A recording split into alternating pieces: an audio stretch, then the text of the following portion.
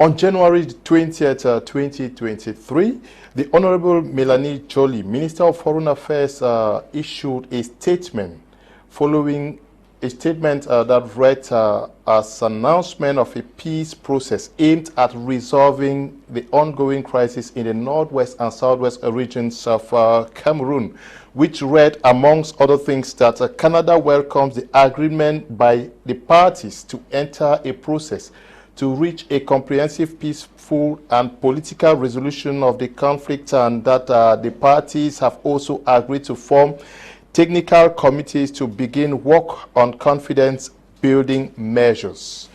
On the 23rd of January 2023, a press release was issued signed by Minister René Emmanuel Sadi, Minister of Communication in Cameroon, a release that, amongst other things, read that it recalls that it is first and foremost up to the Cameroon people, to the institutions and leaders that they have freely chosen to seek appropriate ways and means to address problems facing our country. Amongst other things, the release by Cameroon's Minister of Communication said that the government of the Republic of Cameroon thanks friendly countries and international institutions for the interests they take in our country and for the multifaceted support they provides.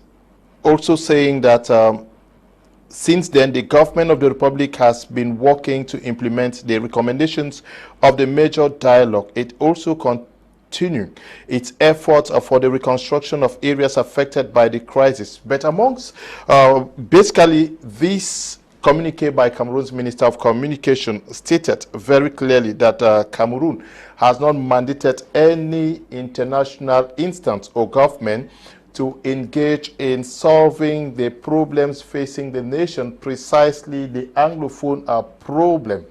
Many persons actually brought a sigh of relief when an announcement was made on Saturday by the Canada's Minister of Foreign Affairs, telling the world that peace was on its way to Cameroon, a decision that was also greeted by a statement of religious leaders of the northwest and southwest regions following an announcement on January 20th, 2023 by the Canadian minister.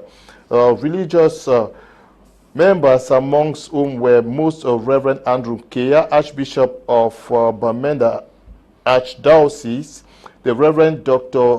Nditeme Shalumain, Executive President of Cameroon Baptist Convention, the Right Reverend Funky Samuel Foba, Moderator of the Presbyterian Church in Cameroon, the Tuku Mohammed Adamu Bamenda Central Mosque, I'm sure that is the Imam, and the Right Reverend Dibo Thomas Elango, the Anglican of the Anglican Church of Cameroon. These were some of the decisions that celebrated the move or the announcement of Canada for a possible peace process that was going to be engaged to solving the ongoing crisis in the northwest and southwest region. But amongst those who actually reacted to that announcement was and is Barrister FELIX AGBOR, who is the pioneer president of the FACO Lawyers Association. He also was the president of the consortium of civil society organizations that actually operated within the southwest and northwest regions. And he is in the studio with us to analyze, understand, and possibly explain what has gone well and not well after this announcement was made. He is in the studio with me as an exclusive guest on Prime Hour. Good evening, Barrister. We are glad to have you moving all the way from Boya, Southwest Regional Capital, to honor our invitation on Prime Hour this evening. Good evening, Mr. Leo. It's always an honor and a pleasure to be in the studio with you to discuss on burning issues that affect each and everyone in this country. Just for the record, I used to be the president of the FACO Lawyers Association, but not the pioneer president of the FACO Lawyers Association. Okay. Now, my first question to you is, what is the reading you make of the seemingly ping-pong game being rolled out on the diplomatic scene by Canada and Cameroon. What could be happening? Well, it's not a novelty. This is not the first time that we have ping pong in diplomacy. This is not the first time that we have it in Africa, and this is not the first time that we have in Cameroon. We have examples of recent times where there have been ping pongism between the state and other entities. So it's not surprising. What is unfortunate with this communique also is the fact that it shows that some people don't have the interest of the regions where this conflict is at heart. It shows that people are more interested in their power, they are more interested in politics than in finding a long-lasting solution. The communique from Canada brought in some euphoria. There was hope, there was excitement, people were jubilating. People actually wanted things to work, or they want things to work. But unfortunately, the communique from Mr. Rene Sadi took the mood very down. You know, I spoke to a lot of people, met a couple of people, and everybody is just like, where do we go from here? You know, what is happening? What is happening in this country? It also goes to show the tension, the infighting in the government, because a government that is united will not be sending mixed signals. That's my initial reading of what is happening in this ping pong between Canada and the state of Cameroon.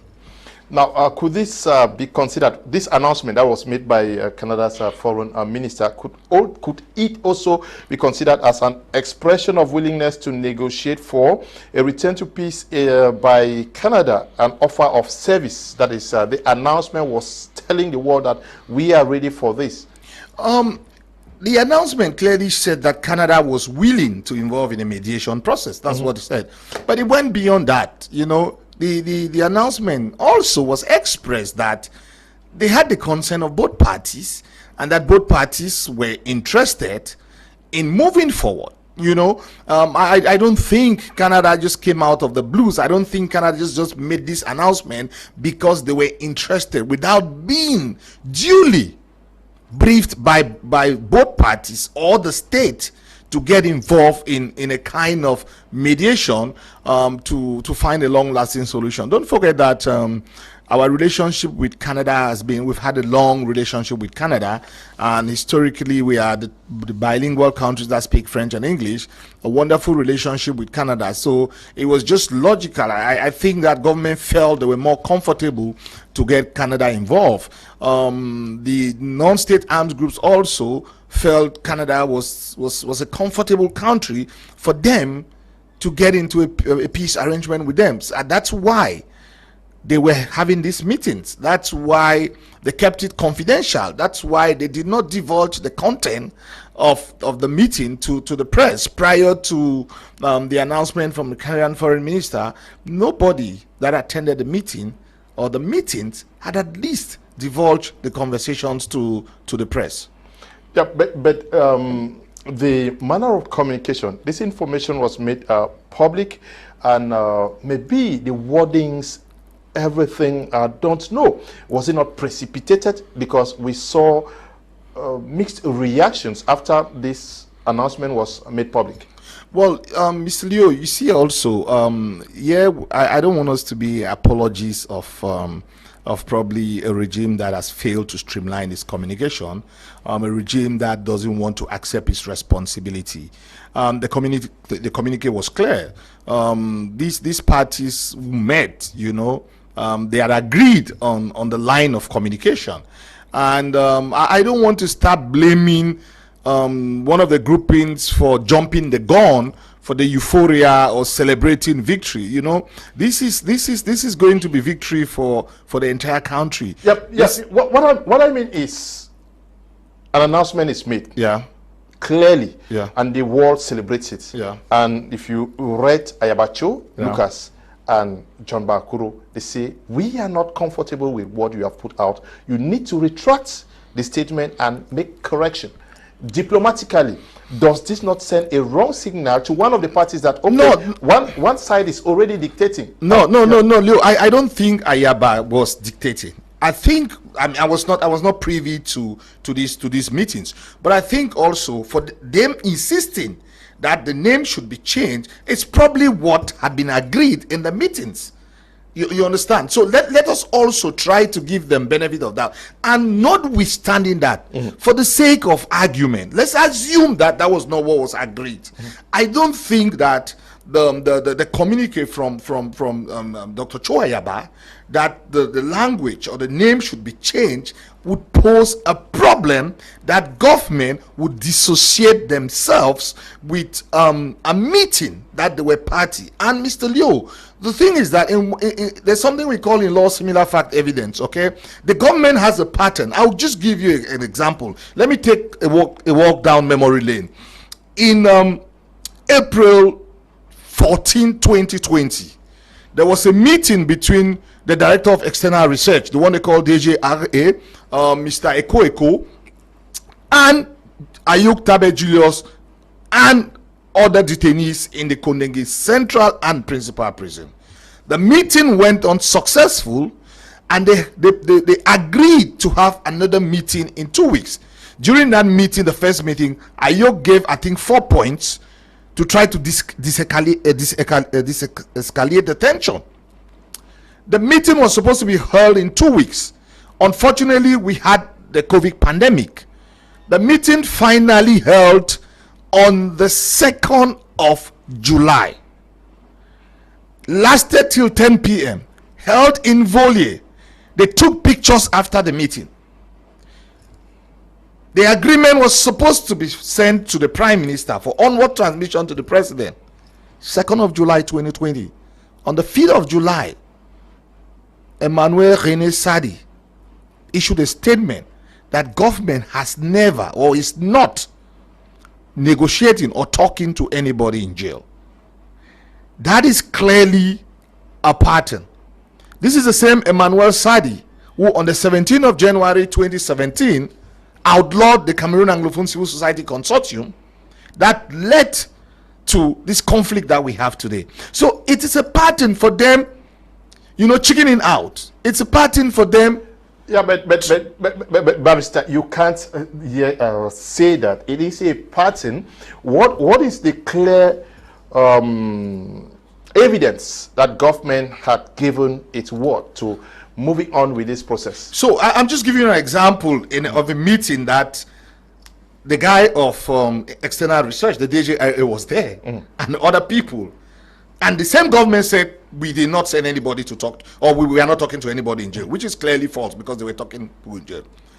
This meeting in Canada, the meetings took place thrice: October, November, December, twice in Quebec, and one in Toronto. I can't remember the dates, but I have the dates written somewhere. The people who left this country and went to the meeting, ticket was bought by government. If you get these people and you check their passports, you would see that on these dates they flew to Canada for a meeting. There was an agreement in that discussion. Okay, this thing was piloted by the Prime Minister with the consent of the head of state of this country, because the Prime Minister will not involve in such discussions without running it through the head of state. And then all of a sudden, Canada issues a statement. There is euphoria. Then the hawks in the regime, those who don't want to see things work, those who are trying to flex their muzzle, because Leo, don't forget also, this thing goes beyond just what is happening in the southwest and the northwest region. This thing also is power play. Who is in control? I need to cover my territory. I need to show that I'm the one who has power. This is what is happening. So for them today to say they're not in any negotiation is the height of dishonesty. And I would go beyond. It's like the apogee of political, I mean, kind of dishonesty that it flies in the face of logic for them to say they did not, because it's clear. Maybe some of these initiatives were taken at individual initiatives that did not receive the blessing of the entire government apparatus. No, Leo, you see, unfortunately, it's not everything that one has to, you understand. But trust me, it had the blessings of the highest individual in this country. Who was taking care, who was buying the tickets for those who were going there to have this meeting. It's not an individual, it's the state. It's the state, and the state is aware of. I mean, is the prime minister not part of the state? He's the fourth in command or fifth in command. So if it's involved in something, you know, how would Canada, for example, I mean, Canada foreign minister making a statement like that? Would he make a statement like that when the state did not give consent? I don't know if you read Jeune Afrique today. Jeune Afrique clearly says that there was the president of this country gave his consent. I mean, as far back as 2020, for talks to be held. Prayer talks were being held also midwife at times by the UN. It just morphed into this announcement that we had a few days ago. I think also the state has to face its reality, you know. Perhaps when the communique came from Canada, it took them by ambush.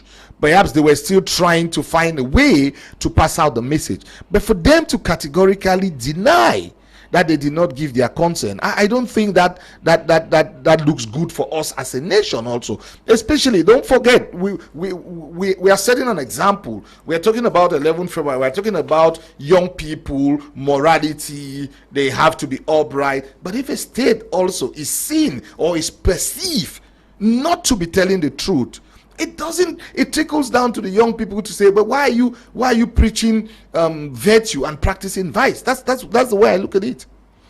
Yeah, but the timing, the Canada puts out this information on the 20th. The government reacts on the 23rd. What was happening? Why did, according to you, I don't know, from diplomatically, why does it take three days to react? But Leo, why you behave as if you don't know that this is the regime that embodies initial? The president himself had complained about the initial of the state. So it's not surprising. It's a reflection of the governance. It's a reflection of the way we have been mismanaged or misruled in this country. So it's not surprising to any keen observer of the political space that the government is always slow to react. The kind of fire brigade measure, you know, they just react, you know, like boom. I expected them to have at least come out with a communique prior to the Prime Minister of Canada issuing a communique. But you also, it's beyond, you know, human comprehension.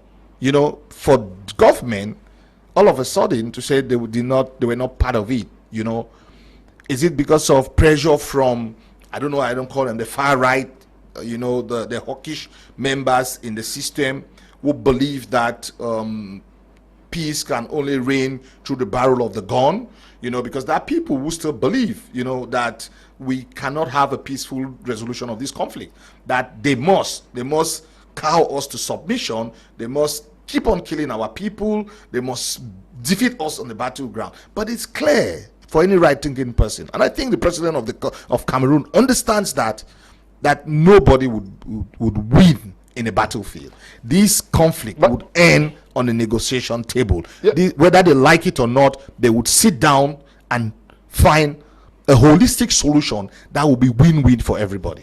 Yeah, but Barrister, you're talking about inertia. Why don't you also consider that there was time to study what has happened from when this information was put out and the seemingly celebration of a victory on a part of another that already gives the impression that by accepting to come to the table to discuss, we are already winning. And like you are saying, that you are insisting that whether they like it or not, they will come to sit. When you pass such information from a position of strength, are you not already telling the other part that whether you like it or not, I'm the stronger party here? No, Leo, a government cannot rely on kind of social media euphoria. A government cannot rely on the fact that some of the groupings were celebrated. Governance goes beyond that. They are matured enough, you know, to be able to understand the mindset that this is how the others would react. But that is not sufficient reason for them to dissociate themselves from a process that they are part of it. And when I insist that it would we would have the solution would only be through a negotiated settlement, it's not like we're trying to be kind of arrogant, but we've learned lessons from history. History shows that these conflicts would always end on a negotiating table. It is not easy when the people are willing to resist for you to defeat them. We are 6 years down the line. When it started, people thought that it would be a few months. And let's assume that government might win in the next 4 years, for example. Is it worth the loss in human lives, the destruction of property? You know, so I believe that it is important, and I think right-thinking persons, that's why you see the reaction from the diplomatic communities. The Americans did react, the British did react, the clergy did react, civil society did react, the Pope reacted, concerned individuals, friends of Cameroon reacted positively. It's not because they are trying to put pressure on government, but the Americans praised Mr. Biya, they praised the president. The communique of Capo Daniel praised President Biya. I think that's the first time I've heard somebody of someone like Capo to even acknowledge the president in a positive light. A lot of others praised the president. We felt that he had assumed his responsibility like the father of the nation to try to find a long-lasting solution to a crisis that has been plaguing us for the last 6 years. So it's not like imposing on him what to do or to the state, but it's just like, let reason prevail. This is the best solution. This is the way out. By doing this, you have risen above whatever people are saying, and you've put the people first. Because the most important thing in governance and leadership is the protection of civilians. Put your people first. And I think that the process in Canada was clearly an example that the government and our brothers also, who were fighting against the state, had decided to put the people first. That decided to put the people first. But don't you also, because I want us to analyze this, every aspect of it, don't you also think that instead of considering that the government took this time because of inertia, they were studying the reactions from both parties? Okay, the government has to sit and negotiate, like you're talking about, and persons were speaking from so many quarters. Don't you think there was also a communication blunder on the other side where it was not coordinated and strategic, like outrightly calling on a high-profile diplomat that no, this information is wrong, you have to retract it, and almost everybody was talking? Yeah, you see, Mr. Leo, I'm not holding brief for the other parties, the non-state arms groups, you know. But what I'm saying is that errors will be made, okay? In terms of communication, there's excitement. Some of them were really excited that there was a breakthrough, at least, you know, that government had accepted, willing to sit and have a talk with them. In spite of that, I still don't think it's enough for government to dissociate himself. I am not saying that what they did was completely 100% right, but I said despite that, we look at the bigger picture, and the bigger picture here is the protection of civilians. The bigger picture here is the women and young men who are being killed, the children who are dying every day, the kids who cannot go to school, the economic stagnation, the illegal and unlawful arrests, the instability, the mental health issues that is being caused as a result of the crisis. To me, that's the bigger picture. The other things are petty. The other differences are not, they cannot morph to a level where a state would dissociate itself. By dint of that, it shows that they are not putting the people first as they're supposed to do. Now, you are talking somebody who masters what happened in Canada. You said they met 3 times. Were you part of the meeting? No, I wasn't part of the meeting. Never been to any of the meetings. But also like someone who is in search for peace. Someone who wants peace at all costs. Someone who wants peace very badly. You know, I know some of the people, some of them contacted me, we spoke, we exchanged ideas, you know, prior to the meetings and after the meeting. So I wasn't there, but I was privy. I would not say I knew everything. I was privy to some of the discussions. But equally also, I've been speaking to some of the leaders of the former British Southern Cameroon Trust Territory. I've been speaking to some of them. I've been speaking to Cho Ayaba since the communique came, and I was very excited, happy the fact that Dr. Cho Ayaba was really willing to work towards a peaceful resolution to this conflict. Same with Mr. Capo Daniel. Same with Akwanga and Yerima. These are 4 people that have exchanged. I mean, we've chatted. I mean, with Ayaba, we spoke on the phone on just how we can work towards a solution to this conflict. How we can work towards ensuring that the people should be our priority. That people should eschew their egos, their personal agenda, for the welfare and the well-being of our people. To me, that's the focus. And I think that any government or any groupings, any arms groupings, that should be the focus. How to protect the civilian population, how to find a solution. And whatever it takes, the sacrifices they have to make, the concessions that they have to make, making it for the interest of the general good, history would remember them, and they would have left a legacy for posterity by leaving their footprints on the sands of time, that in spite of our differences, and Mr. Leo, don't forget, you don't make peace necessarily with your friends, you talk to your enemies. So whether we like it or not, if both parties are at loggerheads, they'll have to talk to each other for us to come out of this conflict. And as I said, it will be a win-win situation. There will be no victor and there will be no vanquish. Cameroon would win when there is peace in this country.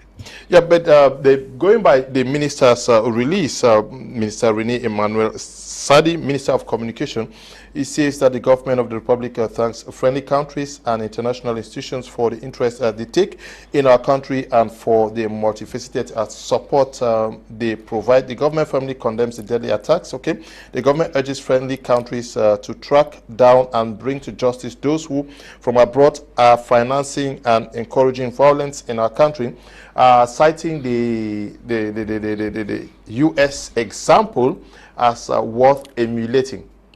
Well, yeah, I mean, I think other people in this country, civil society leaders, other opinion leaders have always spoken against hate speech, against those who are inciting violence, and we've always called for justice for victims. You know, we've always called for justice also for the perpetrators, because justice is a 3-way traffic: justice for the society, justice for the victim, and justice equally for the perpetrators. So it's a good thing that he reiterated that, but there's nothing novel in it. What the Americans did also, a lot of people have not had time to really read the indictment.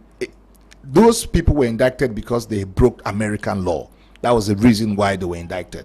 But it's a step in the right direction, and then we need to go beyond just what the Americans did. We expect similar things from other European Union countries also, but equally also not just targeting one party.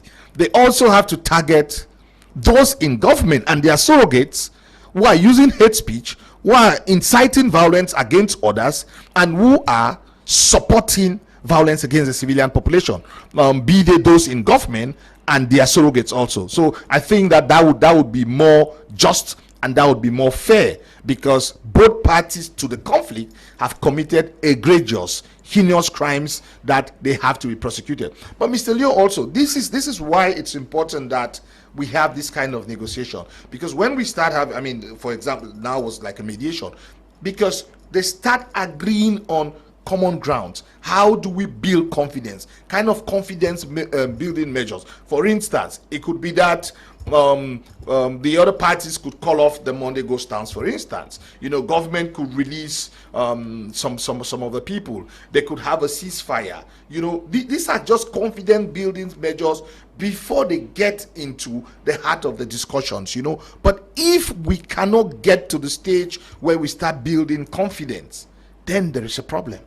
Okay, there is a problem, but I want to read this tweet from Thibaut Nash. It says, government of Cameroon denied its authorized Canadian mediation in The crisis, disappointing but not surprising, shows split in Biya regime and indicates sides are positioning for post-Biya government. Also, sad indication that no voluntary change is likely from regime without huge pressure. He sees more of a conflict at the level of Yaoundé. Is he right in his speculations? Well, you know, Thibault also has been a very controversial for a high-profile diplomat. I think the statements that he's making on Cameroon is not very helpful. I don't really see him like, I don't know whether he really wants peace to return to Cameroon. But some of the things he says also, I think these are things that other analysts have been saying. It's not. I mean, I don't think anybody is a stranger to say there is in-house fighting. We've seen in communiques and counter communiques. We saw when the consortium was meeting the PM in Bamenda, when the PM acknowledged the fact that there was an Anglophone crisis and certain ministers were holding a press conference at the same time and saying there was no crisis.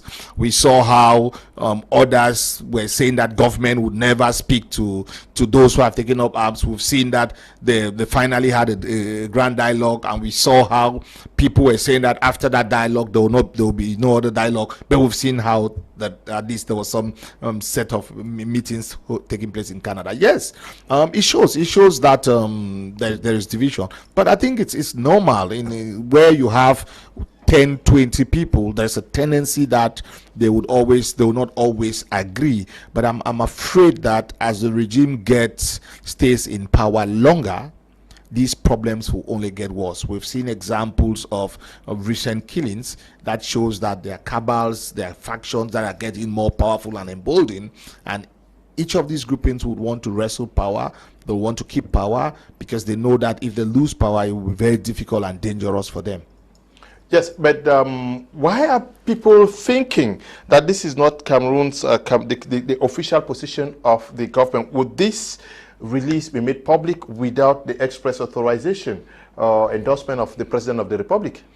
Well, you know, I'm not in government, but we've seen things in this country now. We've seen where today they make a statement, tomorrow they make a counter statement. But I will tell you with all certainty, Leo, that these meetings took place in Canada, and that the highest authority of this country was aware of these meetings. Okay, let's not try to sugarcoat it. Let's not try to pamper people's ego in this country. I mean, this is a blunder, a diplomatic blunder, and a communication error coming in from Mr. Rene Sadi and the hawkish groupings in government.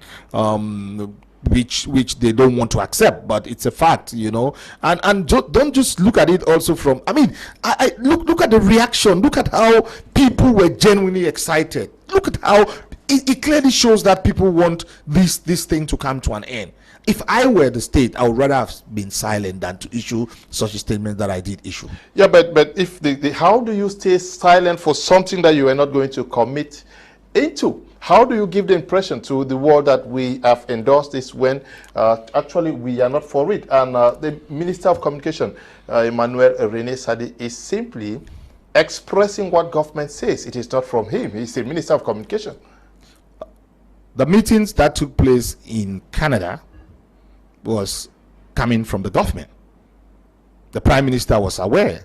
So how do you dissociate that? Unless you're giving us the impression that some people in government are stronger than others, and then it might still go to what we have been saying, the fact that they undermine Anglophones in government. Yeah, but Barrister, what you're saying is you claim that the Prime Minister may have endorsed. There is actually no proof that the Prime Minister, his office has not also come out to say we were in talks with the Canadians. Yesterday, Canada actually said that the talks were still holding, but without any proof to show that government was... Canada reiterated the fact that everything they said in their communique was true. Okay? And they had spoken to people in government. That's what they said. That they're in communication with people in government. You know, so these meetings is like pregnancy, Mr. Leo. It would come to fruition. People cannot keep hiding under the guise of the fact that we just had a statement, it means that the state was not involved. Yeah, but We know how diplomacy works. Most of these things also, it's done behind the scene.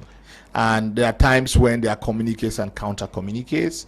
There are times when people say we were not there, we didn't do this. But at the end of the day, you know, it still comes out that they were involved, and these discussions would continue. I'm sure that sometime next year we'll sit in this studio and laugh over it when the peace meetings would have continued. For you to think that because of that single communique, it's a reflection of what government says, I disagree, because I know that the meetings took place.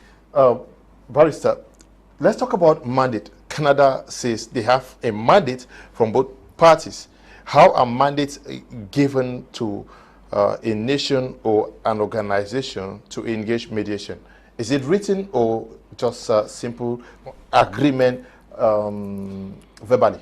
Ideally, it will be expressed. Ideally, it would be written, in which the state would engage the mediator or the third party state to get involved to try to resolve, find a solution.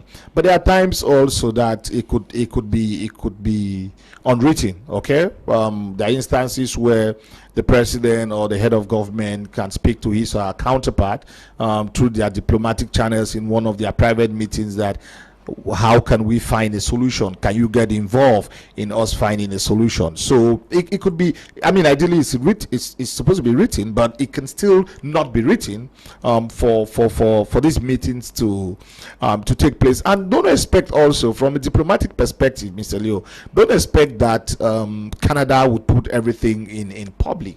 Don't expect that if there was a written document from government, Canada will put it out also. You have to exercise some level of maturity also. You know, it's not like this social media war where two friends are fighting and everybody writes about whatever confidential discussions that they had. These are states which have a history of diplomacy. Their track record is good, so it's not everything that they'll put in the public space. I can assure you that since the statement that came out from the Ministry of Communication, Canada and Cameroon would have been having meetings, would have been talking behind the scenes, and that is how diplomacy works. It's not everything that they will bring into the limelight. Okay, there will definitely be a solution. I think that both Canada and Cameroon will not want a diplomatic spat on this, and they would find a solution that will accommodate each other. Barrister AGBOR of BALLA Nkomo, our guest for tonight. Why don't you also think that there was maybe the government of Cameroon may have committed to something, and the information that went out carried something else? That is, maybe the government committed to discussing with groups from the northwest and southwest regions, which groups consider themselves as equal states coming to discuss with another state. Because when you listen to the outing of Chris Anu, who finally said, okay, he was now ready to engage, clearly he says that we are going as a state to discuss with another state. You see, Mr. Leo, I understand that. You know, I read some of those communiques. Yes, it might not be good, but what I'm saying is that the government here has the honors. The government here has the burden. The government is the one that owes a duty to protect the civilian population. So let's assume that there were some amateurish statements. I mean, people like Chris Anu, they want to be relevant. So I will not bother about what people like Chris Anu they were saying. But in spite, and I'm not holding brief for them, in spite of the lapses, in spite of the communication gap that they might have made, that is not enough for government to withdraw or to dissociate itself from it. Government equally would have made a statement to the effect that, for instance, yes, we authorize, we send representatives, we gave our consent to Canada to try to mediate, but probably the outcome is not a reflection of what we expected. That would be understandable, but because it gives hope to the population also that actually government is willing to talk. The perception now, and I'm saying perception because perception nowadays in an age of social media might even be more than the reality. The perception now from people that some of us have spoken to clearly shows that government is the one that is not willing to find a solution. A couple of months or weeks ago, most people thought that someone like AGBOR or the others were the ones who did not want to find a solution. But clearly today, you could see that AGBOR and co, they are willing to talk. Government is saying that we're not authorized anybody to talk on our behalf. So it is frustrating for those in the middle. It's frustrating for those who are championing, who are clamoring for peace. It's frustrating for those who want to see the end of this conflict, because they are left in a very confused position. They don't even know what to say. People have staked their image and reputation to work for peace because they believe that peace is the best thing. They believe that the panacea to end this conflict would be through a mediated settlement. But if the major party here is the state, if the state is dissociating himself from it, then it becomes unfortunate and we don't know where we are heading to. It becomes, but now let's look at the government says I'm committing, and maybe Canada sees the groups are coming together. But clearly you read or listened to the outing of Samuel Sako, yeah, even immediately after that was made. And then you also listened or read what Marianta said. Yeah. They rubbished the stuff, and maybe government tells itself that what would be the essence for me to go talk with? Is there you keep on pampering their ego, because it's an ego thing also. You keep on pampering their ego. You keep on bringing them to reason, explaining to them the need for them to come to the table, explaining the need for them to find an agreement. It's not going to be easy. We have been in conflict for 6 years. The fundamental reasons for this conflict has been there for 60 years. It's not something that started today. So you don't expect a one-off meeting to solve the problem. I followed Emmanuel Rene Sadi's communique. He talked about the grand dialogue. Yes, it was a step to the right direction. It was a means to an end, but not an end in itself. There will be series of meetings like this before we come out of this logjam. I remember during the grand dialogue, as there was something I said in the grand dialogue, that if we don't address some of the issues that are not in some of the issues which they did not include as part of thematic discussion, there might be another day where we will waste taxpayers' money and come back for another dialogue. And this is what is happening.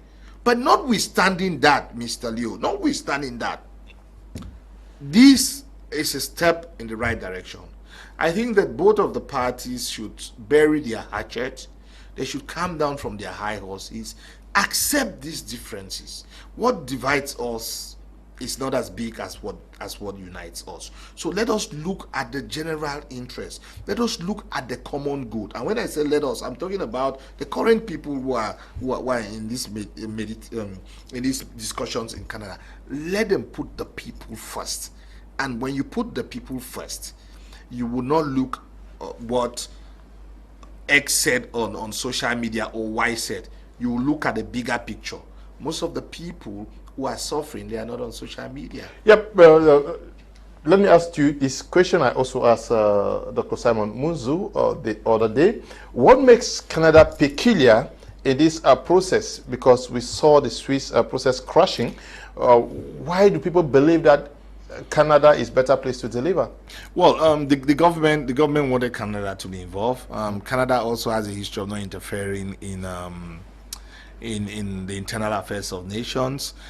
Canada also is not a country where people go on vacation. Canada is not a place where they siphon monies from Cameroon and or other African countries and they go and bank it there. So Canada, they can understand also the bicultural, bilingual nature, and you understand of Cameroon. No, it puts them in a position where they can understand what is happening. Don't forget that in Canada it's majority Anglophone and minority Francophone and vice versa. Yes, so they understand it better, and I just think that for Switzerland also there was no political will. That's why it died. No political will from Cameroon? The government, after a while, decided that they didn't want the process any longer. Yeah, but all along the Switzerland, the Swiss talks were not also endorsed by every part of the separatist groups. Yes, you see, you would hardly have any talks that all the groupings would endorse it. It's not possible. It does. Some of them would tag along. You know, some would join, some would never join. But the most important thing is to have the majority who are willing to work towards a peaceful resolution of the conflict. There are some groups that will be created tomorrow. You will start a peace process, and some groups will come up because they want to be relevant. They want to be on the table. But that is not enough reason for you not to continue with the peace process. History shows that in every peace process in the world, there are people. In South Africa, Buthelezi was not. I mean, there were groupings that Buthelezi was not in agreement with Mandela. Not so. There were groupings that were not in support of the process. It happens. That's the same thing in Colombia. That's the same thing that happened in South Sudan. But at the end of the day, the willingness of those who are on the table, and the pressure also coming from the international community, because that is also something that is important. The international community has to keep on exerting pressure on both parties to find a solution, because if you leave it only to the parties, they might not be willing to go the extra length. You know, but the carrot and stick diplomacy, the fact that people will be indicted, the fact that there are travel bans, visa restrictions, you know, and arrest here, the fact that the ICC might get involved someday, these are deterrent also. It puts those who have taken up arms and those who are fighting on behalf of the state to realize that there is no hiding place. We need to find a solution. Otherwise, someday the long arm of justice would get to them. Yeah, but the government also think that Cameroonians can solve this issue. When the minister insists that Cameroonians, the Cameroonian people want to solve this thing their way, is it not because they also think it is an internal affair which should be sorted out from home? Leo, you see, it's not a problem if it could be solved, but I think that we know, you know, there's political rhetoric and there's a reality on the ground also. The reality on the ground is that the government cannot solve the problem. We don't have to beat about the bush. They know. I mean, this is 6 years down the line. If they had the magic wand to solve the problem, they would have solved it. They cannot solve it, and that is why the Guterres, when he came, he talked about he could use the good offices of the UN or the AU. That's why these offices are there. You know, when they realize that, or you realize that you cannot solve it, you come to them. They are willing, they are ready to help. I think no state is an island. You know, we've had countries in this world also where they have had problems like that, and they have sought for assistance from other countries. I don't think we are losing our sovereignty or it affects our pride if we cannot solve it and we ask a friendly, a brotherly, or a sisterly nation to help us. Let us look at the bigger picture. When we solve it, how beneficial is to the economy, how beneficial is to the image, how many lives we save. To me, that is the focus. These other things are peripheral, and we should not focus on them. Let us focus on what matters. Barrister AGBOR, BALLA, you just cited the UN and AU. You said Guterres came here and said that they should solicit the good office of the United Nations or the AU. Is the United Nations not aware of what is happening in Cameroon? They have guys in Central Africa, almost everywhere. Is the AU not aware of what is happening? Do they need to be sought after? Do they need to... What is holding them from engaging in what Canada is seeking to do? Well, you see also the UN is made up of member states, and Canada is a member state of the UN. So definitely, as Canada is involved, it will have the blessing of the UN. That's why, as Canada is holding these meetings, other member states of the UN will be supportive of the process. That's why you could see the Americans and the Brits, for example, endorsing what the Canadian foreign minister issued. Definitely, the UN would also, in a way, you know, would be endorsing endorsing it. So it doesn't have to. The UN intervenes in its article 55 or 56 when it affects international peace and unity. Like international peace is threatened. That is when the Security Council will get involved. But they don't have the human resources to be everywhere at every time. So the member states also would assume the responsibility to try to see how they can find a long-lasting solution. Leo, you see, I want this conflict to come to an end just like you. And I think just like Mr. Rene Sadi also, okay? How to go about it, I think it's a problem. Our focus now is let's work towards this conflict. Whoever helps in us resolving this conflict, I'm not really interested. Yeah, but you want the conflict to be resolved, and you actually want peace to return. Yeah. You're citing the economic implications of the war for Cameroon, but now you are talking about a negotiated settlement, and you are also very conversant of the expectations of the separatists who want a negotiated settlement with independence. How does that guarantee or ensure a peace? No, you see, when you are going for mediation and you have a fixed position and you think that only that fixed position, you would come out with that very fixed position, then there's no need for people to sit and talk. I think people talk because there are differences. Everybody has a position. Everybody going there has the extreme position. But all of them also have something that they'll have to compromise, they'll have to give up. And that's why the process takes a long time. You understand? I don't expect that the peace process would end with an independent Southern Cameroon. I don't think that's why they are going there to talk. The peace process would end with a situation that would be win-win for everybody. You know, a situation that all of them would be happy. Don't forget, South Sudan, when they were negotiating in Kenya, how did it end, Mr. Liu? The first part of the process was that they would have a federal structure, and then South Sudanese would also be involved in government. And if after a certain period of time it doesn't work, then they'll have a referendum for independence. So there are phases that the parties who are there would agree on. There is no negotiation or mediation where you go there. Yeah, and but the first thing is that you are dividing. Yeah, but these are lessons you are dishing out here. But you listened, you got the information that was circulating out there, where everybody said, no, we are going there as a state to decide on how we are separating. No, Leo, they are playing to their base, and it's their right.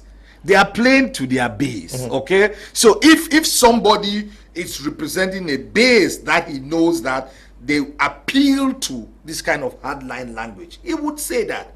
But in that meeting, they would have to compromise. In that meeting, they would turn down, because you have other people also there who are moderates who are like, no, it cannot work. The mediator is asking you, so why are we here? If you think that you just want the country to, why are we here? They would turn down. But for the time being, they would appeal to their base. They want to show to their base that they are very strong, they are defending their interests. But in these meetings, people would give and take.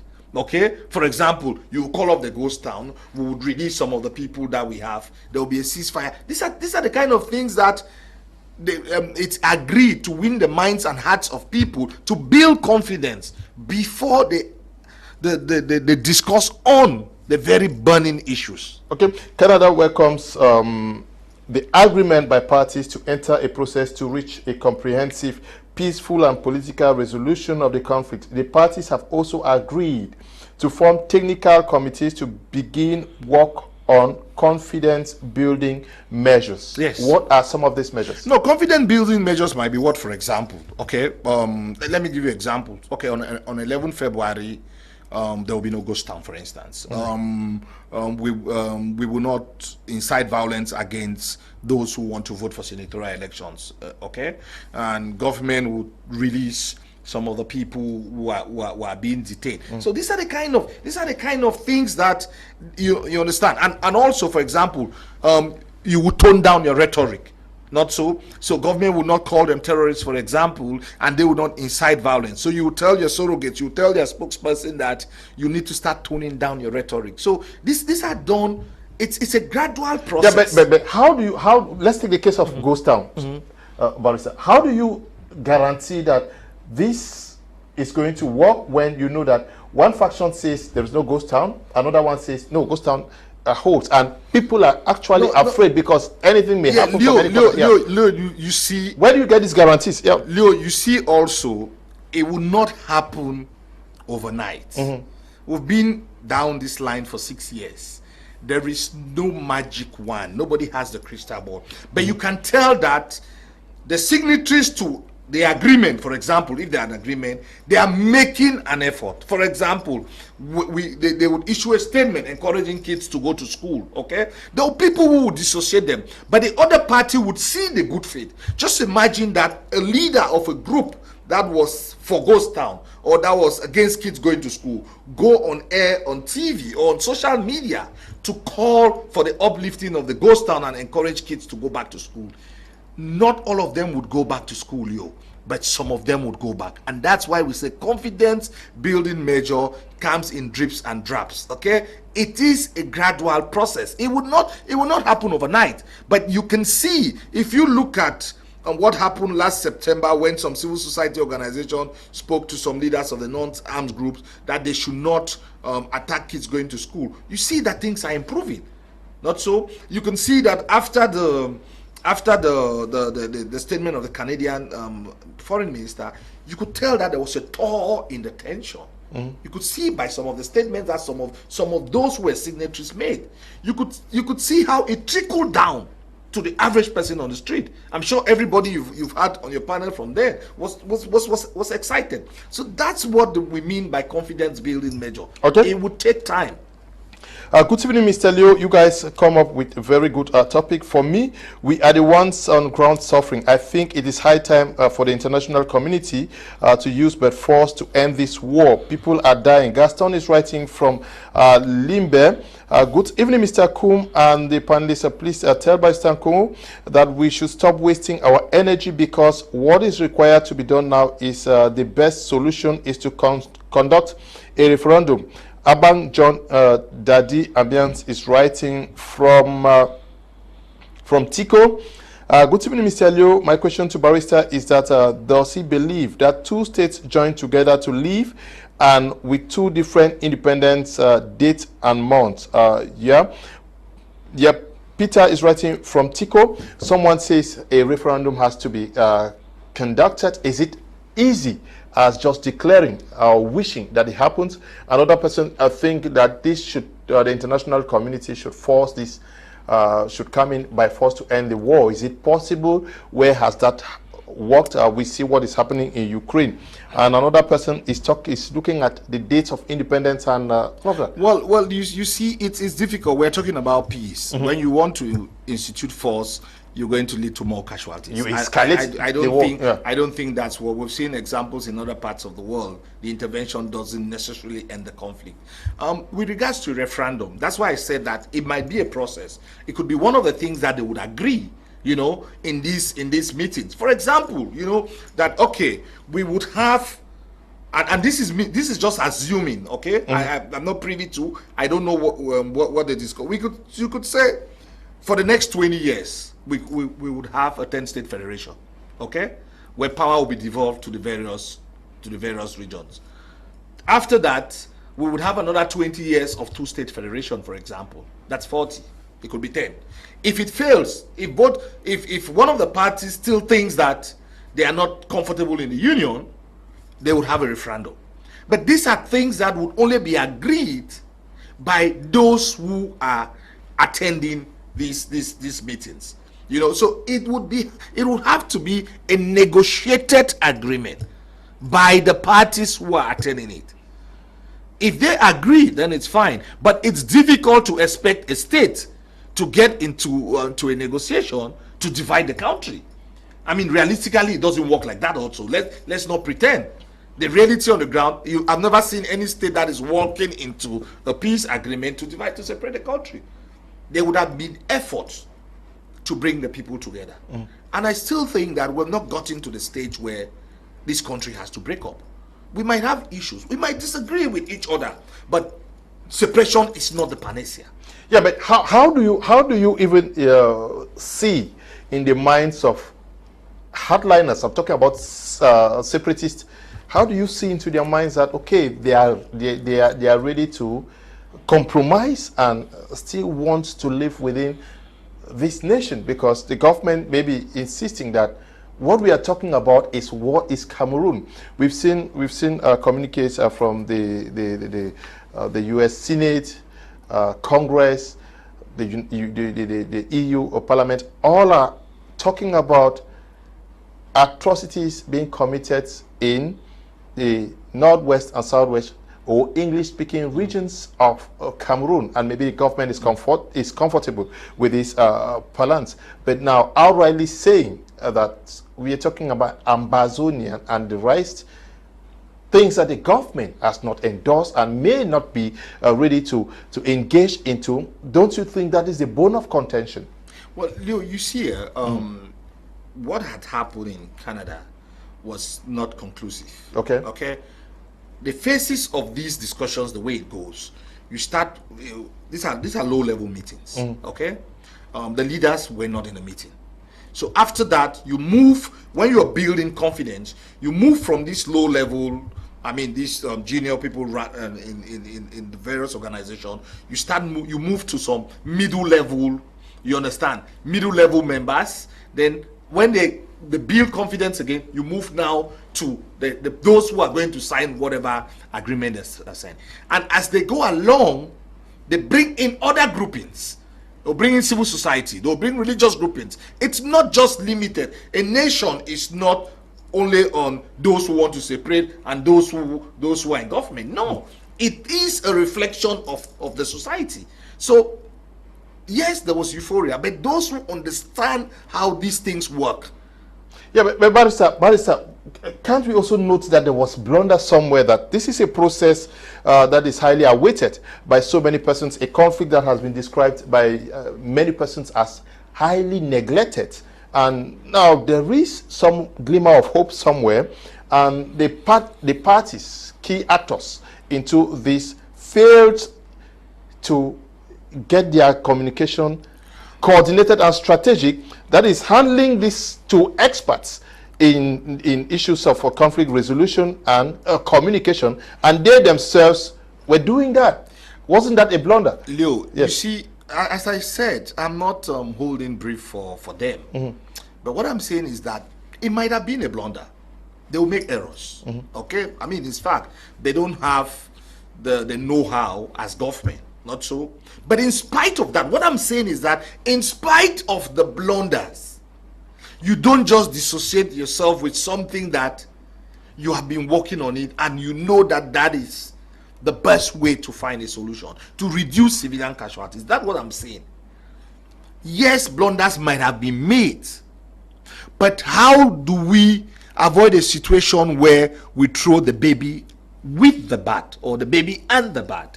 That is my problem. Yeah, but who is the baby here? Let's know. I mean, the process. Yeah, you're considering... no, the process. Let us not destroy the process. No matter what differences that might have arisen. I don't want the process to stop. That's what I'm saying. And I think that's what all lovers of peace are saying. Okay. There will be differences. They might have used the name that they didn't want it. But is that enough for a process that was applauded, that people were excited, that people were happy, that people saw to be the ray of hope that would end the crisis? For you to stop this process, my answer is no. That the differences are not, whatever errors they made, it's not fundamental enough for this process to be stopped. Okay. Hello, Mr. Leo. Can you inform the public that only Cameroonians will determine their own future and solve their own problems? Ayabacho and so-called Ambazonians are not Cameroonians. Dialogue should be by Cameroonians amongst Cameroonians. MKPD is writing from Yaoundé. Okay.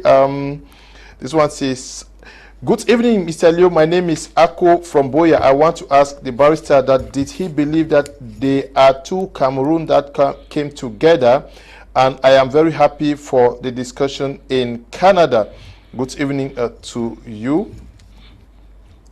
Yeah, but I don't know what you want barrister to say. Good evening, Mr. Leo. Thanks for bringing lawyer BALLA. I was flabbergasted with the government spokesman.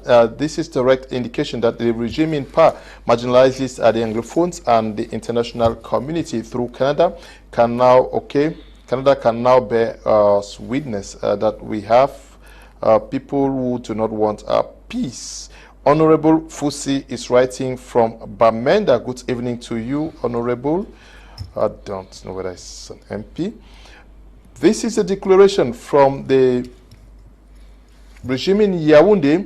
We need people to actually work for peace to return in Cameroon. Good evening. I'm glad for the program of today. Thank you. Ben Terrence says, great show and greetings to Barrister BALLA. We are watching. Thank you very much. This one says, I wish to say that there are persons who really do not want peace to return in Cameroon on both sides of the coin. Good evening to all of you. Thank you. Good evening, Mr. Liu. We want a peace to return to our conflict-stricken regions. Nobody should place conditions before entering the discussion room. Okay, thank you very much. Good evening, Mr. Liu. I'm happy to see Barrister BALLA on your show. Thank you. Greet him for me. Okay, you're writing from Kumba. Mr. Liu, my husband says he is coming for that shirt you are wearing. Thank you very much, Mr. Sanji, watching us from Bamenda. Tell him I will do that. I'll send it to the pressing tomorrow for him. Good evening, Mr. Leo, and special greetings to the Leonard barrister. I wish to find out from him whether these separatist leaders speak the mind of the common man in the former southern Cameroon. I hope he's going to answer that. Good evening. What my brother is saying in the studio there is very true. Good evening to you, Barrister AGBOR BALLA. Good evening to you, Mr. Liu. The separatists destroyed every hope because they started celebrating even before the discussions started. Okay, good evening to you. Good evening to you, Mr. Liu, and good evening to Barrister BALLA. Tell him that we are solidly behind what he is saying, okay? Good evening to you from a concerned person in Yaoundé. We are watching and following very closely. Okay, thank you very much. I want to read this statement by the... Leo, can I answer a few? Okay. Yeah, I just want to say, for example, MKPD, I think it's My Country People, yes, the famous one. Yes, you see, this language about it will only be discussed by Cameroonians and Cameroonians. I think also when we're trying to find a solution, we need to start toning down our rhetoric, okay? These people have taken up arms. We need them. We need peace. So the argument that they are not Cameroonians, we know they are Cameroonians, okay? The argument that peace would only come with Cameroonians, then it's a farce. So to me, let us try to make peace with whoever we think can help us in finding a resolution. Not necessarily that the separatist leaders reflect the opinions of the average person on the ground, but they reflect some opinion. They reflect an opinion also of some of the people. Mm-hmm. We should not pretend that there are people in Anglophone Cameroon who want separation and others don't. That's why I said that they would also others would be included in this process. It's not just for one grouping. But what is important for us is for us to have peace. How do we work towards peace? You know, and we should try just to be understanding. Let's try to accommodate each and every one. The differences of opinion, that's what makes us stronger. We can disagree without necessarily being disagreeable. Let us try to build together Let us try to convince the others also who feel that separation is a panacea, that we can find a way to accommodate each and every one in this entity called Cameroon. But also is a responsibility of government to win the minds and hearts of the people of the former West Cameroon, for them to feel, to have a reconnection, or to feel that they belong to this country. There are people who feel that they don't belong to this country any longer. How can government work? How can civil society? How can religious leaders? How can each and everyone work, towards all of us reconnecting back with the fatherland? That is a question that can only be done when we start this peace process. Good evening to you, Mr. Leo. Those benefiting from the war in the northwest and southwest are the ones who are running away from the negotiation table. These are the same people who are running away from the truth. The truth is on the negotiation table, and people running away from it are the same people who would hide behind gun-proof vehicles and safe spaces in Yaoundé and the diaspora and say things are okay. Mr. AGBOR is writing from Bafusam. Good evening to you, Mr. AGBOR. Good evening to you, Mr. Leo. Please let the diaspora put their house in order. They speak as if they are mad. They are the cause of our woes. Okay. Good evening to you. Good evening, Mr. Leo and Barrister Balla. Thanks so very much for the efforts you have been putting to see that peace should return to our regions. The topic today is good. Newlem Emmanuel is writing from Bamenda. Good evening, Mr. Leo. My regards to Barrister Balla. The message is well heard. All we need is peace. More effort, Mr. Leo, for this educative talk. I'm Wilbur Godwin writing from Yaoundé. Good evening, Mr. Leo. What is prolonging this crisis is that some people are eating fat from it. I am Mr. Efficient watching live from Yaoundé. Mr. Leo, that the barrister is on point. The government needs to watch your channel to pick out words from a peace crusader. They should embrace the Canadian peace process. Fang Fred writing from Mutengene. Good evening, Mr. Leo. Peace can begin by barrister uplifting the school boycott and ghost he declared. I'm sure he did that already. Good evening, Mr. Leo. My regards to Barrister Balla is speaking the minds of majority of Cameroonians. It's unfortunately we are dealing with some persons who have captured the nation and are greedy. Okay. Good evening, Mr. Leo. Please tell Barrister to call on the separatists to organize the way they talk. They are too disorderly. Okay, good evening to you. Good evening, Mr. Leo. I agree 100% with what Barrister Balla is saying. The government drop its shoulders and save the dying innocent civilians. Thanks. Ephraim is writing from Cape Town. Good evening. Oops. This one says, good evening. I've often said that there is a third party, be it from the government part or the southern Cameroon side, who are eating fat from the pain of the masses. Truth remains is that round tables solve problems better than round bullets. Good evening to you, Barrister Balla. St. Derek writing us from Bonaberry. Good evening to you, Derek.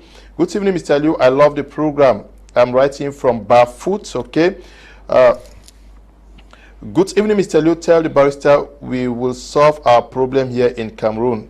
That's why the president calls up a national dialogue here in the home soil.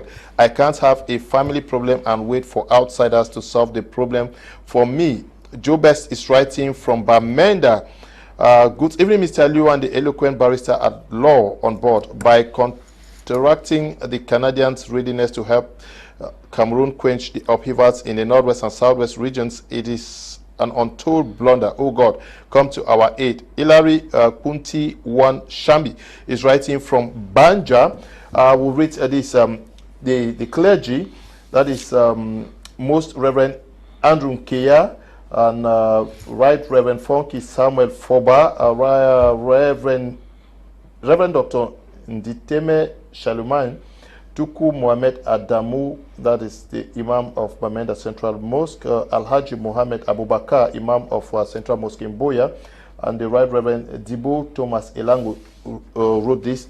They say that it is with Salutary thankfulness to Almighty God, creator of humankind, that we, the religious leaders of the Northwest and Southwest regions of Cameroon, read on several social media handles the statement on the peace process in Cameroon published on the 20th of January 2023 reported to have been released by the Minister of Foreign Affairs of Canada, the Honorable Melanie Joly. The statement states inter alia that Canada welcomes the agreement by the parties to enter into process to reach a comprehensive, peaceful and political solution of the conflict. The parties have also agreed to form technical committees to begin work on confidence-building measures. 2. Having been first-hand witness to the ravages of the war and evils that have come with the armed struggle in these two regions of Cameroon, and as frontline advocates of peace, we, the religious leaders of the Northwest and Southwest regions, welcome this statement as a major step towards the search for true, sustainable, and lasting peace in these two regions.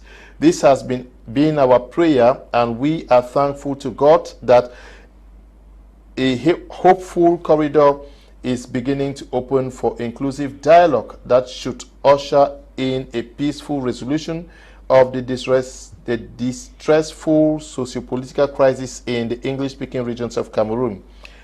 Appeal to all stakeholders. As religious leaders, we remain independent and sovereign, the voice of the voiceless, and therefore we wish to appeal to all the stakeholders in this peace process to be honest, God-fearing, sincere, humble, and patriotic throughout the entire announced peace process, and let the Spirit of God assist them in their deliberations. Now, they call for patriotism. That's love for nation. Now, love for which nation? Cameroon or Ambazonia?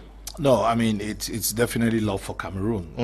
Let's also be realistic. Look at it within the context of the entire document that they sign. It's love for Cameroon, and you know, our leaders also have to be patriotic also, because patriotism is not only for us the downtrodden, it's also for leadership. So patriotism is a two-way traffic. Whilst we are patriotic, we expect our leaders to be patriotic also. That's why we think that if the solution is the Canada talks or some way to find a solution, we should find a solution. Leo, whether the problem is solved in Cameroon or out of Cameroon, I think the average person is not really worried about. The average person wants a solution to be found, and I'll give you myself as an example. Where if they invite us for a meeting in this country to find a solution, if you invite me, I'll be there. You understand? And I think that that's what any peace-loving person would do. One of the things also that if these agreements, these meetings start going on the goals and plan, there'll be the need for example, justice, truth, and reconciliation. You understand? Just like what happened in Sierra Leone, there was a Truth and Reconciliation Commission. It happened also in South Africa. So there'll be lots of things, you know, probably people would come and confess to some of the crimes that they committed. A judicial process would take place. People would ask for forgiveness from the families that they had. So it is a combination of many things, you know. It helps in reconciling the state with itself. It helps in reconciling the citizens of the country. So that is why I personally believe that there is a need for this process to continue, because it would usher in many other things that we don't have. It would help in building a society of mutual respect, based on equity, based on fairness, based on justice, based on mutual respect. And that is why I conclude by saying that it will be a win-win situation. Okay, it's going to be a win-win situation. Now, the clergy, religious leaders, they appeal for immediate cessation of violence, as we heartily welcome this announcement of a peace process. Okay, government says that we have not asked anybody to, or we've not given a mandate for anybody to engage in a process like this on our behalf. What should happen now? If I were part of the leaders, the leaders who went to, or whose organizations were represented, I would go the extra mile. I would show some good faith. by probably giving government a window of opportunity that for the next 1 week or next 1 month, there will be no attacks, for example. For the next 1 week or 1 month, we will not incite violence, we'll tone down our rhetoric. Okay, it could also be a way of making government feel more comfortable, to be able to see reason, you know, in continuing with this discussion. Because let's not forget, yeah, okay, if government is not involved, then we cannot head on. So there is a need for us to get government on the table, and there's also a need for our friends, our diplomatic partners, the friends of Cameroon, to try to have a talk with government for them to rethink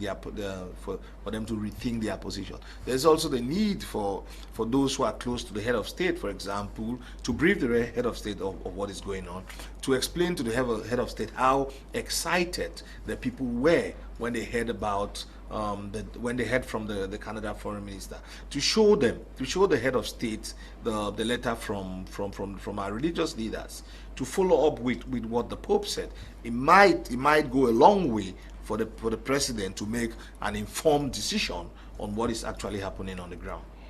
Okay, the informed decision, but now some persons also think that you are talking to the government and you want separatists to tone down, but should they not also coordinate themselves so that they have someone who talks on their behalf and maybe more organized? Leo, that's always been a wish for coordinated communication from our friends, our brothers who are fighting, you know, be they those at home or those abroad, you know, that they should be coordinated. Unfortunately, there is a lot of ego problem also. There's a lot of disagreement. You know, each and everyone wants to be seen as being the leader, and that has been one of the biggest problem of the movement, because they have at no point in time been speaking with one voice. Their differences are clear that they would prefer to kill each other than to work for the general good. Okay. Hello, Mr. Liu and Dr. Balla. I think a return to federal system of government would be the ideal panacea towards bringing a lasting peace to the respective northwest and southwest regions. Ngole Stanley, writing from Tombel. Good evening, Mr. Liu. I wonder if we know the meaning of peace. If we know, then justice will bring us peace with nobody forcing it. Why are the Anglophones troubling themselves as if they were the ones who declared war? Mr. OJ is writing from Kumba Town. Good evening. We are greetings from Banga, and we are begging you, Mr. Liu, and everyone there to help and solve out the problem of Cameroon so we can at least sleep in peace. I'm begging with my friends from Chief Mokete Oil Mill Company. It's Kelvin Song and Pinda Cyprian. Good evening to you guys. We understand how difficult it is, especially when you live in Banga as an IDP away from your base in Kumba. Good evening, House. Thank you for your powerful program. As usual, Cameroon is our fatherland. Let's let go our pride and look forward for peace, no condition. Let real love lead. Agendia Sylvester is writing from Yaoundé. Good evening to you, Agendia, always watching the program. Good evening. We all need to extend our efforts and jointly discuss this crisis. If the government can't admit we have a problem, then I think we are still far from getting a solution. Let's keep our hands crossed to stop the crisis and make life easy for the common man. Whatever needs to be done must be prioritized. Thank you for the program. Moses Kangong is writing from Bamenda. Good evening, Mr. Liu and Barrister Agbobala. Whoever thought that it's a good idea to lend an ear to these terrorists, except negotiating their surrender, needs to be arrested for treason. No one should compromise the territorial integrity of Cameroon by making implicit or explicit promises to terrorists who have caused untold hardship to their own people. Despite this sad reality, certain persons and misguided individuals in the government are still bent on appeasing these guys? Why should we dialogue with people whose only demand is to secede from the nation? I'm Ta Mfu Mbonso in Yaoundé. Good evening to you. Good evening was saying they don't know who to dialogue with. Now the separatists are there and the government is running away. Who does not want peace here? God help our people. Bruno is writing from Bamenda. No negotiations with head choppers who have no leverage. Amber doesn't control half of a coconut tree. Why should we dialogue with them? The only dialogue with is Amber made. Okay.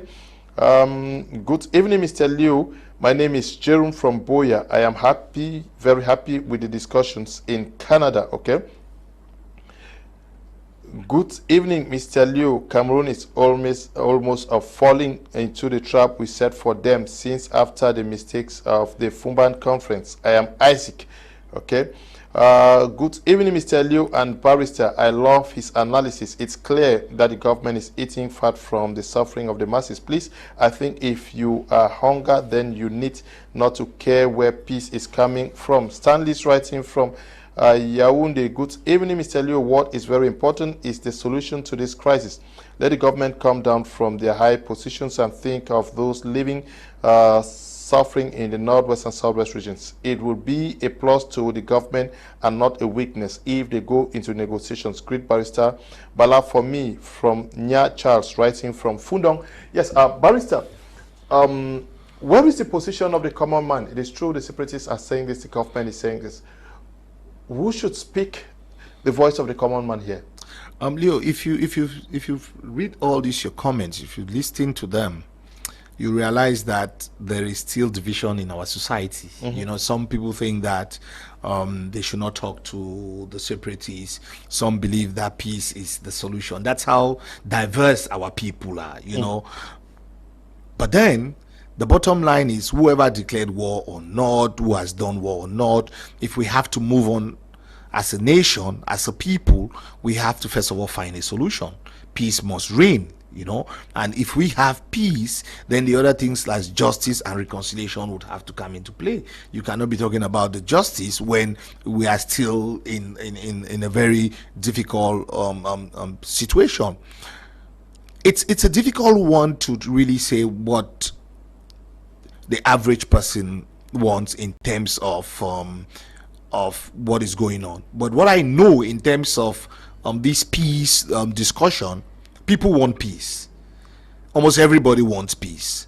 The question is whether you want it to be done in Cameroon or you want it to be done in Canada. You know, for example, the peace process. I think that's where we are having issues with whether the state or the non-state arms groups. In terms of what we as a people want at the end of the day, we have a diverse society. As I said, there are people who believe that separation would be the be all to the end all. That's what they want. But there are also people who think that we can still live together, we should live together, but that the form of the state should be an issue that would have to be addressed. You know, how do we bring all these competing interests together is the more important reason why we need to get into a peace process, so that when we have peace, then other issues like now a constitutional amendment, an all Anglophone conference would have to hold for people to really speak their mind and then see how we can walk towards the confine of the state. So it's not very easy, but the first thing that needs to happen is for people to be able to freely move around. It's for kids to go back to school. It's for the economy to pick up. It's for people should not be sleeping and they are scared about their situation, whether they will be kidnapped, the roadblocks, for instance, whether somebody can drive from Boya to Kumba without gunshots. That is the bread and butter issue that the average person is focused on, and that is what the average person wants. All the other things, people are just intellectualizing on it. The average person wants life. If you go and talk to the mami who is selling jama jama in Great Supermarket, she just wants to be able to go to market every day. The kid who is going to school wants to be able to go back to school. That's what people want. When we get there, and it can only be done in a peaceful environment, then we can discuss the other things, you know, that would also make the living together be a real living together in the sense of the word. It will not just be cosmetic living together. Okay. Good evening, Mr. Leo. What's happening in Yaoundé is a power tussle where each camp is trying to show how powerful they are. It's not the first time this is done. The ongoing conflict has become a cash cow for many of those who are in power, who will not see it resolved in a sustainable manner because it will stop the flow of money into their pockets. The good thing is that the international community present at the talks held in Canada now see who is who. Pen Terence is writing out there. I'm sure he should be. Pen Terence is in Yaoundé, I'm sure. Okay. This one says, good evening, Mr. Leo. I'm Julius, writing from Boya Central Prison. The government is looking for trouble. We are the ones feeling the pains here. Okay. Good evening, Mr. Leo. A lot has been said about peace. Nothing is happening. Can we now talk and work for justice? Because with justice we will never talk about peace, because peace will flow automatically with justice. John is writing from Douala. And Martin Angoma, the response of the government shows that the government is divided. There are many factions within the government. Okay. Good evening, Mr. Leo.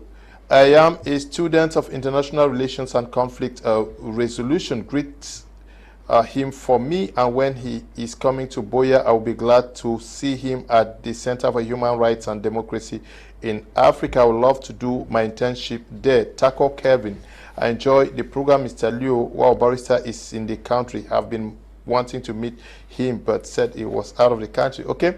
Yes, Barrister is in the country.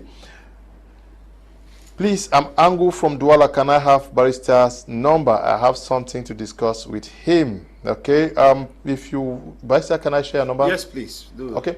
If you wanted to discuss with Barrister, write to me on WhatsApp. I'll share his number with you. Good evening, Mr. Leo. What is the meaning of "we don't want to stop the process" by AGBOR BALLA, who started the war in Cameroon and who declared the war? Okay. Good evening, sir. Thanks for the program. From the reaction of the government, it looks like the Canadian foreign minister is mad to come out with such a communique. Horrible indeed. Ewane is writing from Boya. Good evening, Mr. Leo and Barrister Felix. I think the third party and the neutral ground is already the voice of the common man. Azucha Otis writing from Bafusam. The third party and the voice of the common man. How do we get that? Well, yeah, that's something that I can understand, Mr. Ewane. He's always been in the middle, like many others also. Pen Terence, who's been writing also, somebody who was in the middle, was unlawfully in jail for no reason. Yes, the middle also, they have to rise. The middle have to assert themselves. The situation is not just for those who have taken up arms and the state. There are people in the middle who don't necessarily support those who have taken up arms, but are not necessarily supportive of what government is doing. So they believe that there should be a middle ground. There should be kind of give and take. And I think a lot of people are in the middle. When I follow most groupings, most people are in the middle. They are not for separation, or they are also not for this so-called unity decentralization that we have. But then those in the middle have to organize themselves. Because if they don't organize themselves, then there will be no one to speak for them.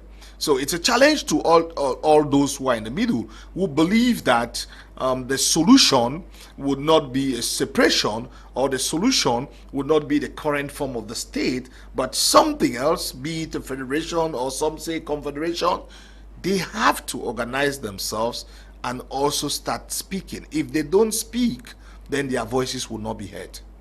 Okay, good evening, Mr. Kum. Please, for Barrister's contact, Taco Kelvin, writing there. Okay, I'll send you Barrister's contact, but if you want it, please write on WhatsApp. I can share the number only on What's up?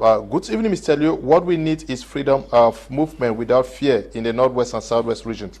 Mary is writing from Bamenda. Good evening, Mr. Liu. I want to thank you all in the studio. You guys are really doing a good job. I want to say that the government should take off the coat of pride and accept this long-awaited peace and dialogue such that more lives will secured. Martin Longe is writing from Mundemba. Please share with me Barrister's number. Thank you. Okay.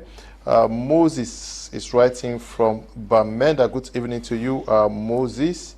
Good evening, Mr. Liu. Why should be more concerned about my who should be more concerned about my security and safety in Bamenda? Should it be my own brother who is picking up arms and venting violence and anger on me, or someone resident in Yaoundé who don't even know me? I think our brothers in the diaspora should think about something more useful with money rather than buying guns which end up killing us rather than killing the military they purport to fight. Fritz is writing from Bamenda. Good evening to you.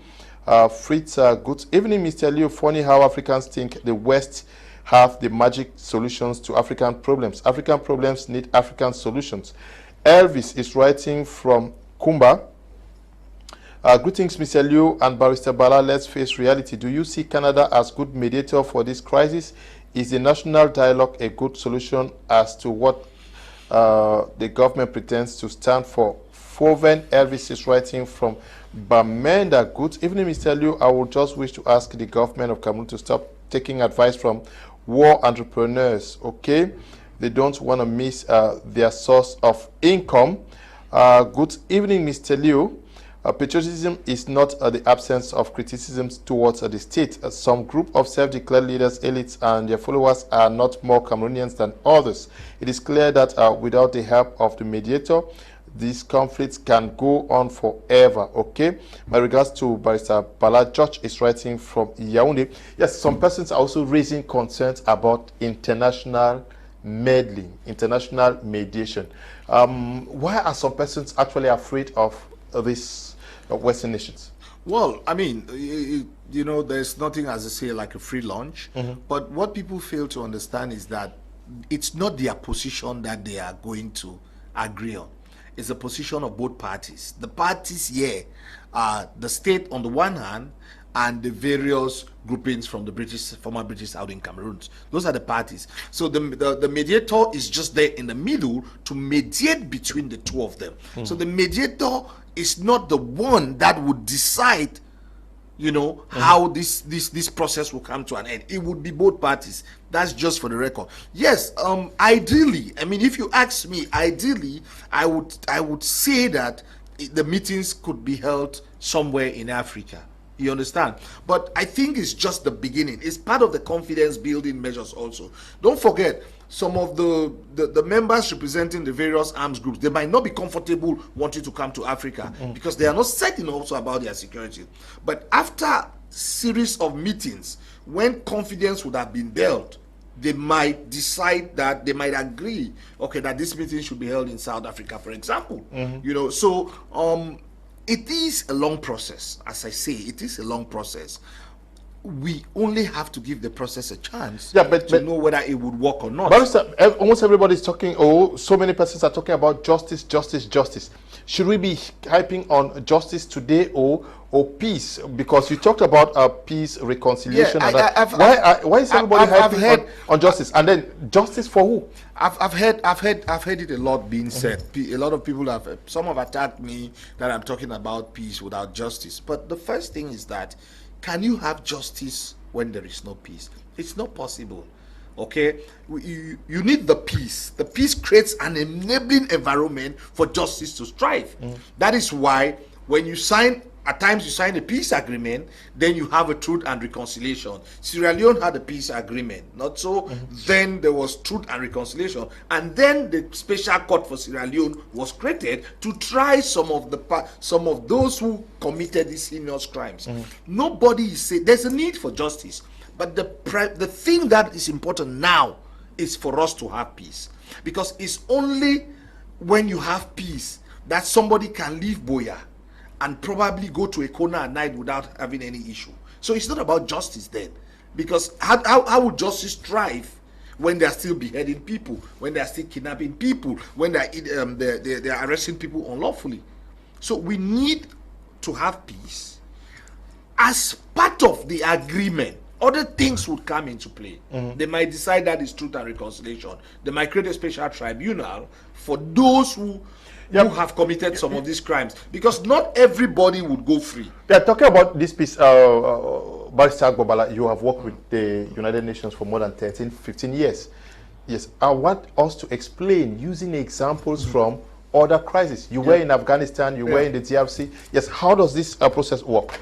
So Sierra Leone would be a glaring example. You know, so there was a peace agreement, and then after the peace agreement, they created the Truth and Reconciliation Commission, and then the Special Court for Sierra Leone. The Special Court was interesting because it tried the groupings that were involved in the conflict in Sierra Leone. So they took those who were supportive of the government. The Minister of Interior, Inga Norman, died in jail when I was in Sierra Leone. Norman, they created the CDF. So the CDF was an auto defense for government and was headed by the Minister of Interior. So Norman and 2 others were arrested. They tried the rebels who are taking up arms, and they tried the military also who were fighting. So all the 3 parties to the conflict were tried at the Special Court of Sierra Leone, and by extension also Charles Taylor, because Taylor was arming them. You understand? So that's why at times you tell some of the people that the fact that the conflict comes to an end, it's not a guarantee that you will not be indicted. And that is why I keep on encouraging some of the people who have taken up arms, tone down your rhetoric. Don't incite violence, because during the era of Sierra Leone war, the Sierra Leone conflict, it was just BBC and VOA interviews and people doing radio inciting. But now there are lots of documentations about people who are using Facebook and WhatsApp groups to incite violence, to call for people's hands to be chopped, for people to be garried. We have documented it as an organization. Other civil society have documented it. Human Rights Watch, Amnesty International have documented it.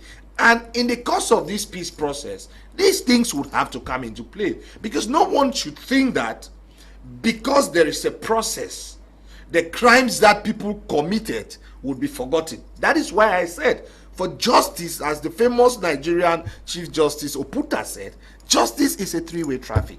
It's justice for the victim whose rights have been violated, justice for the society whose laws have also been violated, and justice for the perpetrator. So it would be a 3-way traffic. You understand? So if you have a peace agreement and you forget about the victims, no, then that is not fair. You have to take into consideration there are people whose hands and limbs have been chopped. There are people who have been who were beheaded. There are people like Penn Terence who are in jail. They arrested Penn and Mancho when the conflict had not started. Why are they spending their active life in jail? So there will be some truth and reconciliation. The state would also have to, those who were involved would also have to apologize, and we would move forward as a nation. Okay. Good evening, Mr. Leo. More grace to you, especially to the barrister. Please, God should help us. Edwin is writing from Bamenda. Good evening to you, Edwin. Thanks for this topic, sir. I wish to have barrister's number. Good evening to you.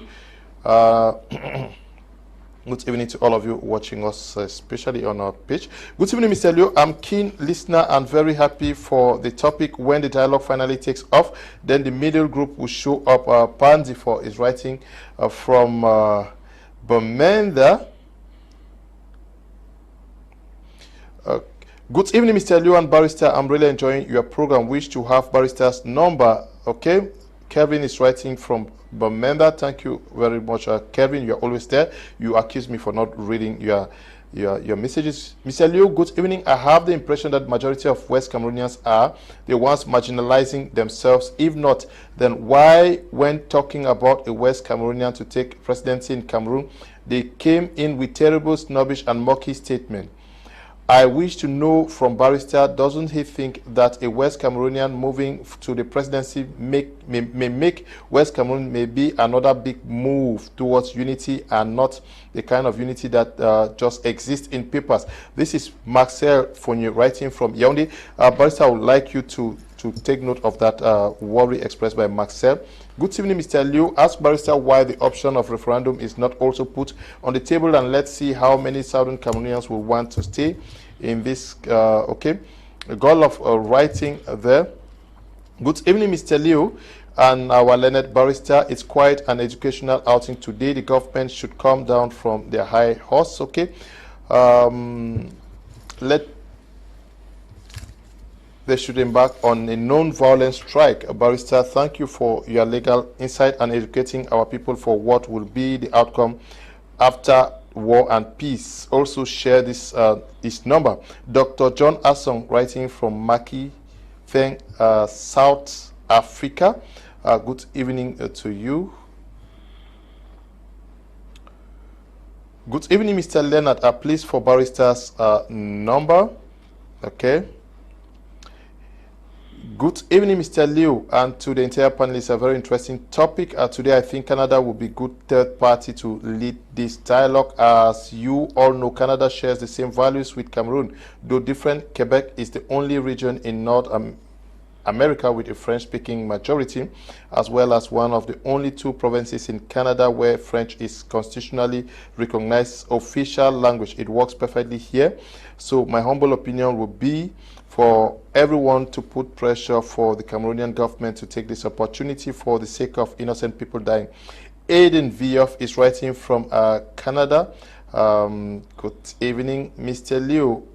It's evident that some people are ready for peace, but others are fragmented and divided. The issue now, how do we go about this when some factions in Yaoundé are still very arrogant? Tabe Mo Ebai Oru Munku, writing from the East region. Good evening, Mr. Liu. Really appreciate you and Barrister for being outspoken. I'm Mr. Kingsley Ndiwa, watching live from Libreville in Gabon. Good evening to you. Good evening, Mr. Liu. Okay. Please, I must make this very clear. I am a peace journalist. Anything that is very divisive, insultive, and inflammatory, I won't read it. Please, I won't read them. Good evening, Mr. Liu. This is Yannick Sikot, watching you live. I'm writing from California. Please ask the barrister that what is so difficult for him to start talking or negotiating for peace with the Amber Boys who are in his backyard causing pain and inflicting serious hardship on our people, rather than rushing to Canada to negotiate peace with some persons who are not even Cameroonians by their current nationalities.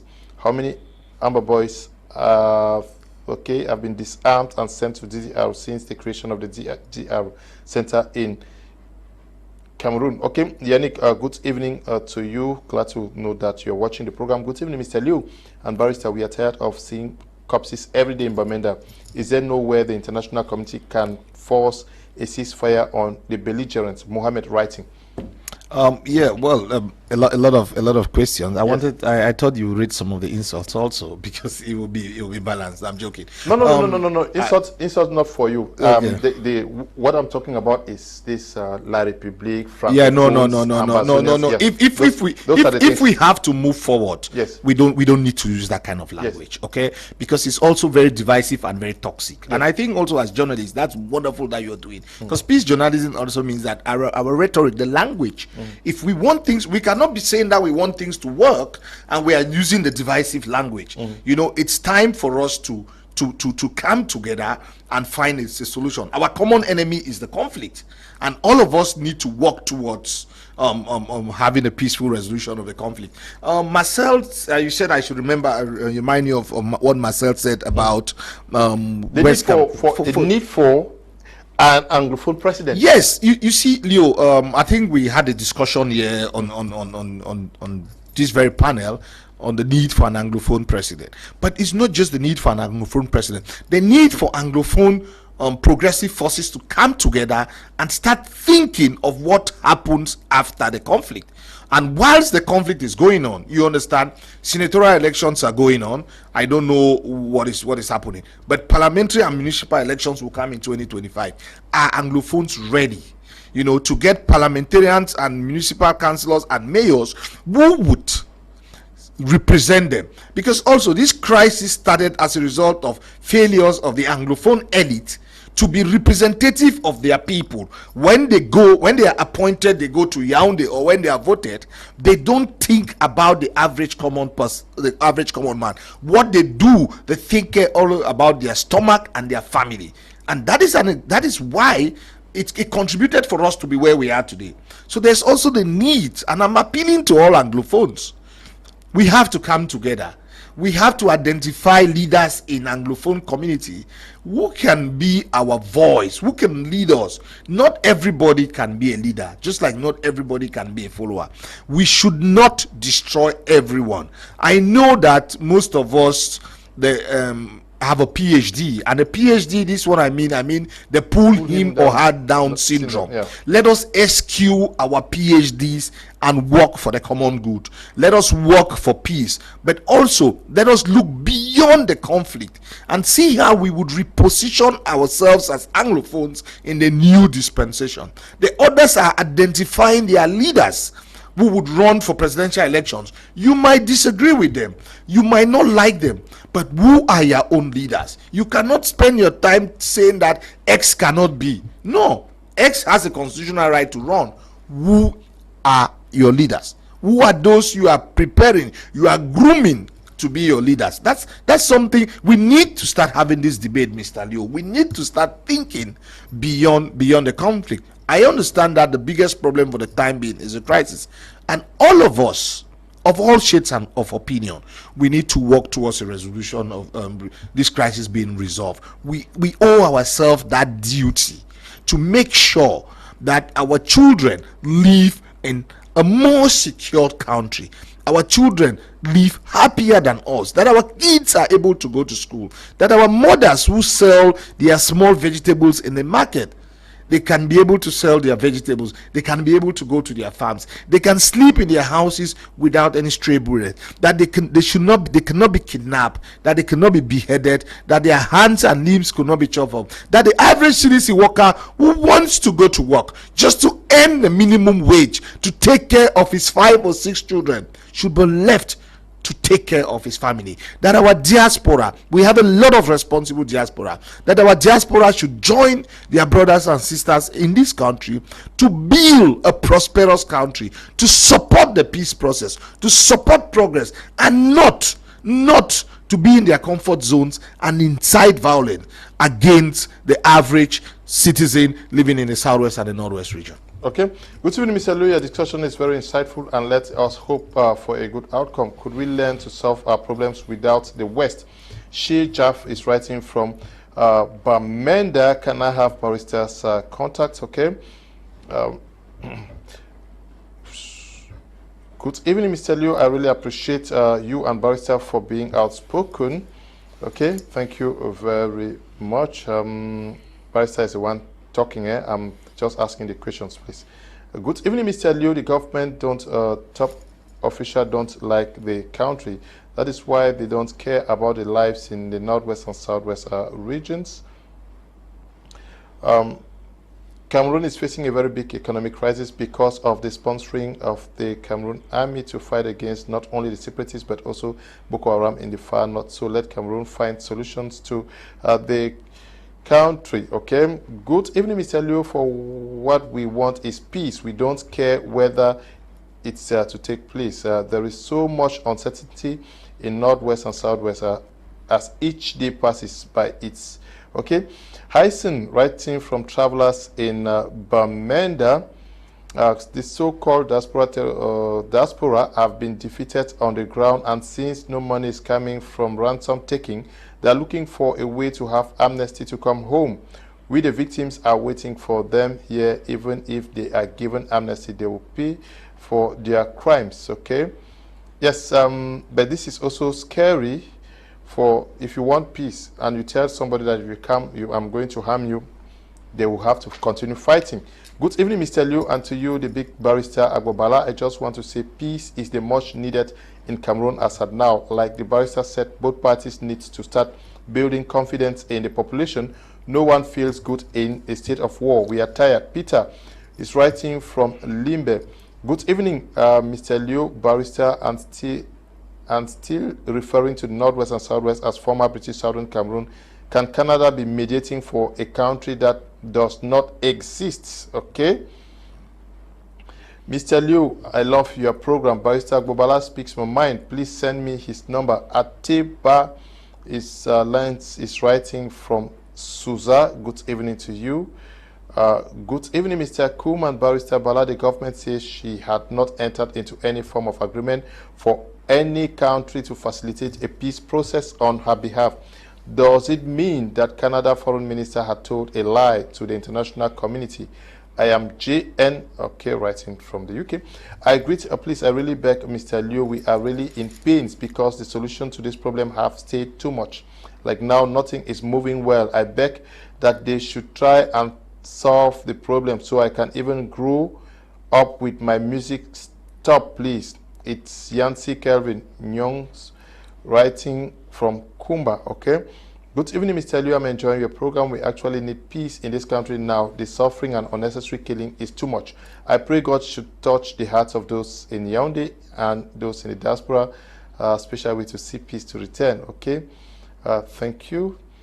Mr. Liu, please, for Barrister's number. Barrister, we're out of time, but when you get the statistics, everybody wants peace to return. Yeah, you see, that's why I don't really bother when people are talking the peace should come from Canada or should come wherever the peace can come from. I'm contented, okay? Because the average person, as I said, the bread and butter issue is peace. Others would intellectualize it. We want this.